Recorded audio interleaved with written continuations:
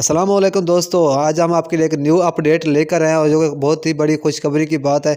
और जो पाकिस्तान में फंस चुके थे, चाहे वो इंडिया में हूँ या वो बांग्लादेश में हूँ या श्रीलंका में हूँ या अमीरात में हूँ, जहाँ भी हूँ वो अब जा सकते हैं और उनको कोई भी प्रॉब्लम नहीं है। और सऊदी अरेबिया ने मुकम्मल तौर पर बैन हटा दिया है और तमाम गैर मुल्की एयरलाइंस सऊदी अरेबिया जा सकती हैं।